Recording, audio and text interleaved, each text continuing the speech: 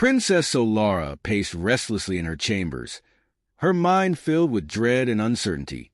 As the sole heir to the planet Rora, her life was governed by duties, responsibilities, and political alliances. Her father, King Rallos, had arranged her marriage to a human warrior, Captain Eric, in a bid to secure a fragile peace between their worlds. Solara, however, had heard the terrifying stories. Humans were notorious for their ruthlessness, and Eric, the captain of the human forces, was infamous for his cold, merciless demeanor. Solara had grown up hearing these stories.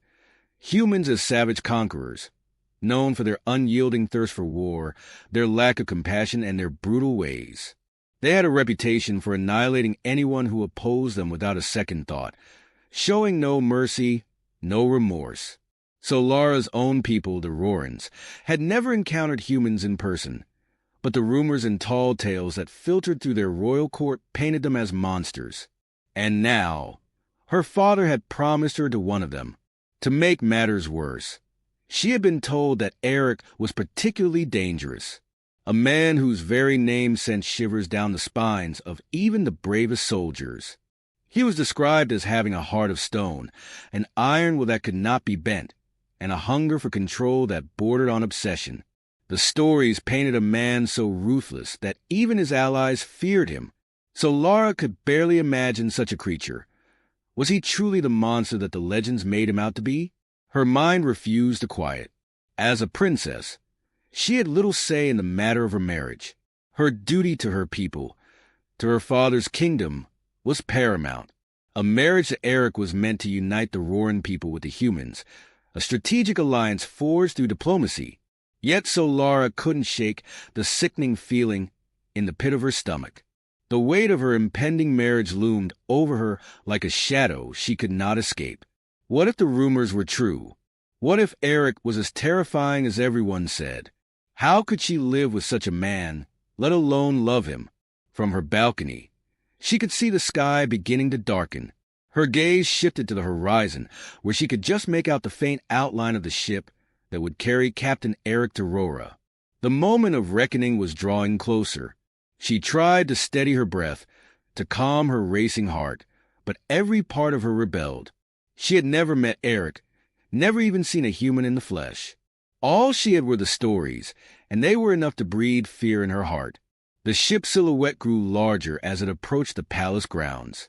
Solara felt the weight of her duty pressing harder against her chest. Her father's voice echoed in her mind, telling her that this marriage was necessary for the survival of their people. The peace would ensure prosperity, safety, and a future for Rora. She couldn't afford to be selfish. She couldn't afford to question the decision. Yet, deep down, she longed for freedom. The freedom to choose her own fate, to marry someone she loved, not someone chosen for her. As the ship descended onto the landing platform, Solara felt a pang of fear. What would he look like? Would he match the terrifying image she had conjured in her mind? Was he truly the monster the stories described? Or was there more to him than that? Every part of her wanted to flee, to hide from this marriage, from the unknown that loomed ahead. But she couldn't. Her duty was clear. She had to face him. The ship finally touched down, and a small crowd of officials, soldiers, and attendants rushed forward to greet him. Solara stood motionless on her balcony, staring down at the scene below. The soldiers lined up in perfect formation, their faces eager but tense. It was clear they were just as nervous as she was, although for very different reasons. The doors to the ship opened with a mechanical hiss. She watched as a figure stepped out into the sunlight, his face hidden for the moment by the shadows cast by the ship. He moved with purpose, his presence undeniable even from a distance. Solara's heart raced. This was it. She was about to meet the man she would marry. The stories, the rumors, the fear, it all converged at this moment. For a brief moment, time seemed to stretch, each second feeling like an eternity. And then, the figure moved fully into view. He was tall, taller than any Roran man she had ever seen. His posture was straight, his steps measured. But he was not the monstrous warrior she had imagined. He wore simple, practical clothing, not the elaborate armor she had expected. He did not walk with the aura of a conqueror, but with quiet confidence, his movements deliberate and calm. So Lara blinked in confusion. This was not what she had expected. This man, this human, was nothing like the ruthless creature she had envisioned. He was ordinary, at least, as ordinary as anyone could be who held such power. He had dark hair, a strong build, but his face wasn't hardened with the cruelty she had imagined. He looked human, and that thought struck her more than anything else. She had expected a monster, but what she saw before her was just a man who, according to her father, held the key to peace. Her thoughts churned, filled with questions and contradictions. Who was this human? Could it be that the stories were false? Or was there more to Captain Eric than met the eye? The first impression was not what she expected, but her fear still lingered. She couldn't ignore the warnings, the whispers of the court. But now, standing here, looking at him from a distance, she couldn't help but wonder, was there more to him than the reputation he carried? Was there a possibility that this marriage, this union, might not be as terrible as she feared? But those were questions for another time. The ship had landed. The ceremony would soon begin, and so Lara had no choice but to face her fate. The first meeting with Captain Eric was an experience so Lara would never forget. Despite the weight of her dread, she stood in the grand hall, trying to steady her breath as her father, King Rallos, walked beside her. The tension in the air was palpable, the entire palace on edge in anticipation of the human prince. So Lara's heart pounded in her chest, her mind a whirlwind of conflicting thoughts. She had spent so many nights imagining this moment, rehearsing her response to a man who was supposed to be a ruthless, heartless conqueror. Yet, here she was, standing before him, still unsure of what to expect. As the doors to the hall opened, Solara caught her first real glimpse of Captain Eric. His broad frame filled the doorway, and his gaze immediately fixed on her. For a moment, time seemed to slow. The stories she had heard, the whispers from the court, the rumors about his cruelty, all of it collided in her mind. Would he be cold, imposing, and unyielding, like the tale suggested? Would he speak to her with disdain, treating her as little more than a political pawn? Eric stepped forward, his movements deliberate, but not threatening. He bowed his head slightly in respect, his eyes calm, his expression far less intimidating than she had imagined. "Princess Solara," he said, his voice steady but gentle. "It's an honor to meet you." Solara blinked in surprise. The warmth in his voice, the respect in his tone. This was not the man she had prepared herself to face. He wasn't the fearsome warrior she had been led to believe. There was nothing ruthless or savage about him, at least not in that moment. His words were polite, but they didn't carry the weight of a conqueror's arrogance. She had expected something more dominating. Instead, he seemed almost approachable. "Captain Eric," she replied, her voice softer than she intended. "The honor is mine." Her gaze met his, and for the briefest moment, she felt an odd sense of connection, a subtle understanding between them that made her heart race in a different way than fear. She quickly looked away, feeling the heat rise in her cheeks. Why did he make her feel this way? Was it the power he exuded, or was it something else? Solara's father stepped forward to take control of the situation, greeting Eric warmly and guiding him into the palace's inner chambers.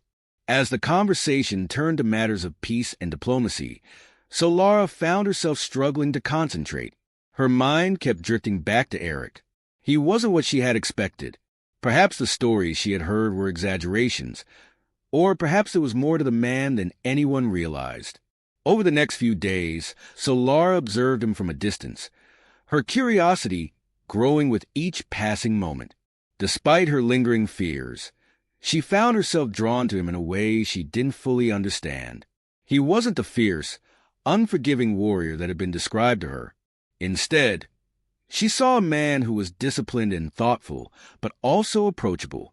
He treated everyone around him with respect, from the highest-ranking officials to the servants who scurried through the halls. One afternoon, Solara caught him in the palace gardens, walking alongside her father as they discussed the finer points of the alliance between their people.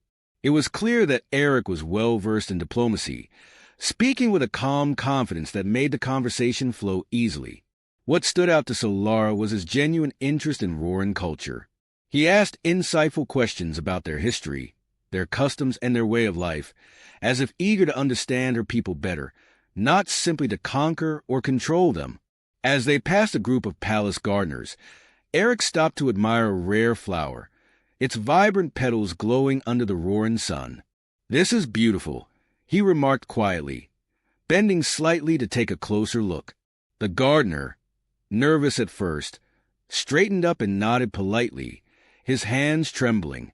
Solara expected Eric to brush the moment aside, but instead he smiled warmly and offered the gardener a few encouraging words about the flower's unique beauty. There was no arrogance, no superiority in his tone. Instead, there was humility, a simple appreciation for the world around him. Solara watched in silence, her heart still torn between the fear instilled in her and the growing curiosity about the man who was meant to be her husband. Eric wasn't behaving as she had expected. The more she saw of him, the more her doubts began to surface. Was this really the same man who had earned such a reputation as a ruthless human warlord? If he was, it seemed there was more to him than anyone had been willing to admit. She followed him quietly on several occasions, hiding behind pillars and around corners, trying to catch glimpses of his true nature. He interacted with everyone the same way, calm, polite, and respectful. He would help the palace staff, chat with the guards, and even offer compliments to the chefs who prepared their meals. There was no sign of the unrelenting cruelty she had been warned about. Solara found herself unable to reconcile the man she was seeing with the monster painted in the stories. Perhaps the tales were nothing more than rumors, fabrications designed to paint humans as savage invaders. Still, she couldn't ignore the fear that clung to her, the stories that had been drilled into her since childhood. Maybe this was just a facade. Maybe beneath his courteous exterior, Eric was a dangerous man, capable of unimaginable cruelty. But as she continued to observe him, a small part of her began to wonder, was it possible that the truth lay somewhere between the stories and the man before her? The day of their first private conversation arrived, and Solara felt a strange mixture of apprehension and curiosity. She had heard nothing but praise for his skills as a strategist and leader, but could he be more than just a military figure? Was he, perhaps, someone she could trust? Eric entered her chambers, his steps slow and measured, as if giving her space to prepare herself. "Princess Solara," he said with a respectful bow, "I know the situation is unexpected, and I appreciate your patience. I'd like to get to know you if you'll allow me." Solara was taken aback by the sincerity in his voice. She had expected him to be cold, perhaps even distant, but instead, he seemed genuinely interested in who she was as a person, not just as a princess or a political tool. It was disarming.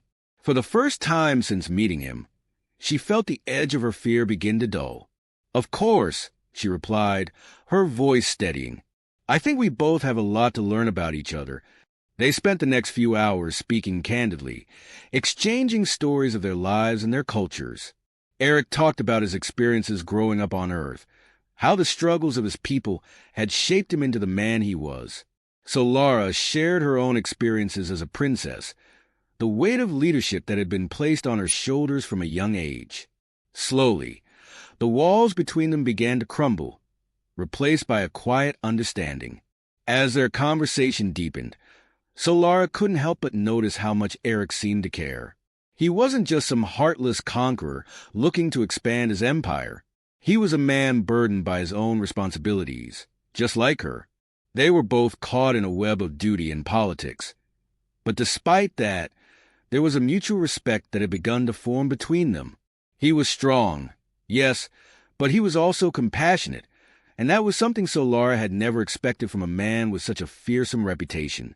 When they finally parted ways, Solara was left with more questions than answers, but one thing was certain. The human warrior, Captain Eric, was not the monster the stories had made him out to be. At least, not in the way she had feared over the following weeks. The more Solara spent time with Eric, the more her perceptions of him shifted. The rumors about his ruthlessness still lingered in the back of her mind, but they no longer carried the same weight. The more she observed him, the clearer it became that there was a significant difference between the man before her and the savage conqueror depicted in the stories. Eric was indeed a warrior, but he was also far more than that. He was a man who understood the cost of war and the value of peace. He was a leader, yes, but one who commanded respect through his actions, not through fear. Eric's behavior continued to surprise Solara.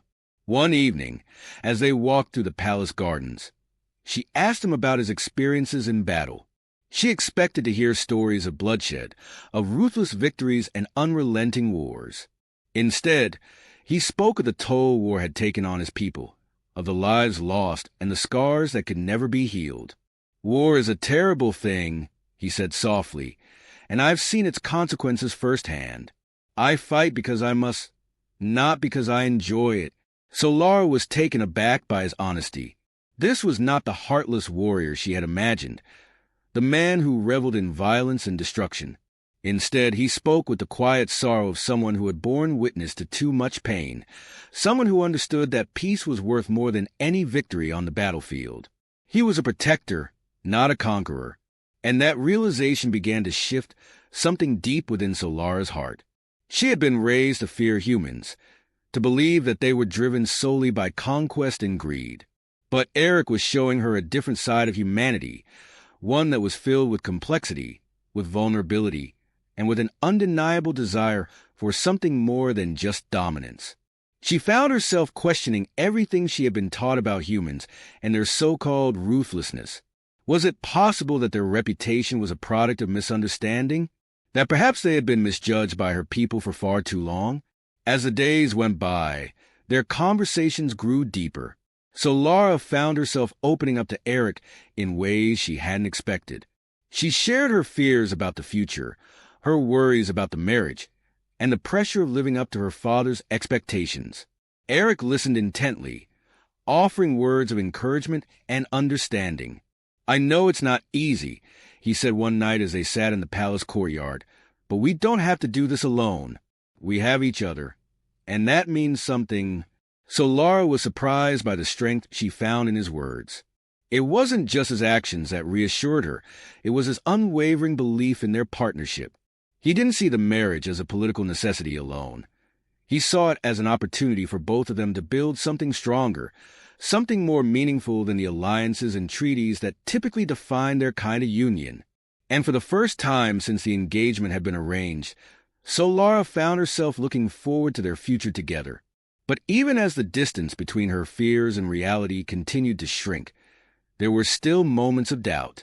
Solara was not blind to the fact that there was much she still didn't know about Eric, and the weight of her duty as princess remained heavy on her shoulders. Their alliance was not just a matter of personal feelings. It was a political necessity for the future of Rora, and her marriage to Eric was the key to peace between their peoples. She couldn't afford to forget that. One evening, as they sat together in the palace library, Solara asked him, "What happens if we fail? What happens if our marriage doesn't work? What if the peace we've worked so hard for falls apart?" Her voice trembled slightly as the weight of the question settled between them. Eric met her gaze with a seriousness she had rarely seen from him.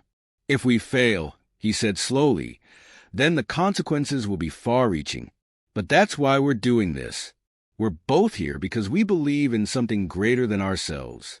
We're fighting for peace, not just for our people, but for the future. We can't afford to give up on that." His words were like a weight lifted from Solara's chest. She had feared that he might see their marriage as just a political arrangement, a means to an end, but now she understood that he viewed it as a true partnership. They were both committed to the same cause, both willing to face the challenges ahead together. Over time, Solara's fears began to dissolve completely. She had watched Eric navigate the complexities of Roran court life with a steady hand. He was respectful to the royal advisors, patient with the servants, and considered in all his interactions. The fear that had once defined her understanding of him was gone, replaced by a growing respect. Eric had earned her trust, not through grand gestures or forced promises, but through his quiet strength and integrity. By the time their wedding day arrived, Solara felt a surprising sense of calm.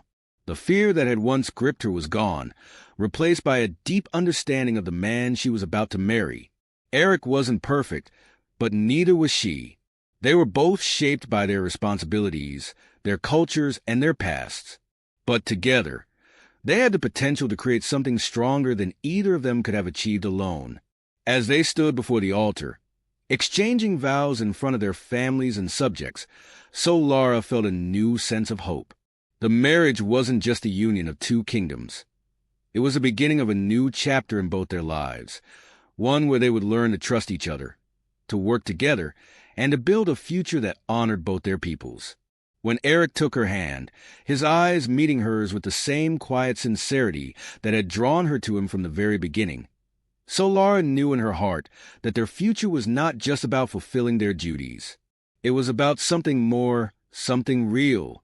She was no longer afraid of the man she was marrying. In that moment, she realized that the rumors were wrong. Captain Eric was no ruthless conqueror. He was a man of honor, a man who had proven himself time and time again to be worthy of her trust. And that was all that mattered. As the ceremony concluded and the crowd erupted in applause, Solara felt a deep sense of peace settle within her. She had made the right choice. They had made the right choice. Together, they would face whatever challenges lay ahead, and she was no longer afraid. The future was uncertain, but it was theirs to shape. And with Eric by her side, she knew they could build a future of peace, understanding, and mutual respect.